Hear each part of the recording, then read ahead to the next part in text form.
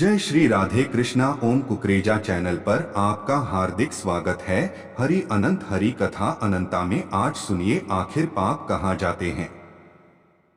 एक बार एक ऋषि ने सोचा कि लोग पाप धोने के लिए सभी लोग गंगा जाते हैं।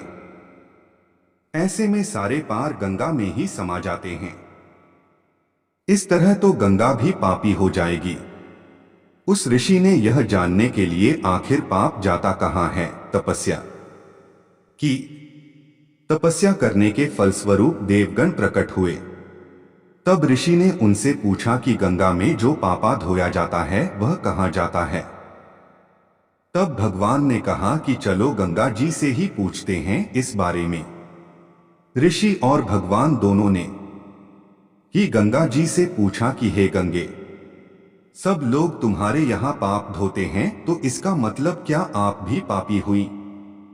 तब गंगा ने कहा कि मैं कैसे पापी हो गई, मैं तो सभी पाप लेकर समुद्र को अर्पित कर देती हूँ। इसके बाद ऋषि और भगवान समुद्र के पास गए और उनसे पूछा कि हे सागर, गंगा सभी पाप आपको अर्पित कर देती है तो क्या आप पापी हो गए।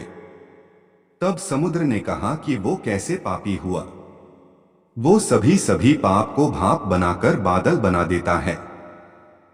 अब ऋषि और भगवान दोनों ही बादल के पास गए।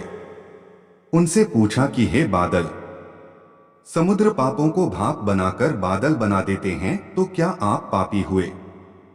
बादलों ने कहा मैं कैसे पापी हुआ, मैं तो सभी पाप को वापस पानी बना देता हूं और धरती पर गिरा देता हूं। इससे ही अन्न उपजता है, इसे ही मानव खाता है।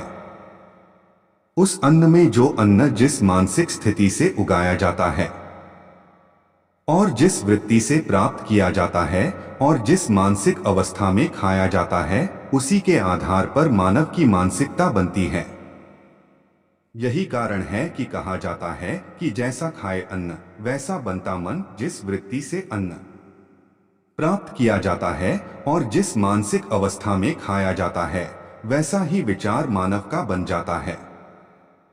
ऐसे में हमेशा भोजन शांत रहकर ही ग्रहण करना चाहिए। अन्न जिस धन से खरीदा जाए वह धन भी श्रम का होना चाहिए। जय श्री राधे कृष्णा।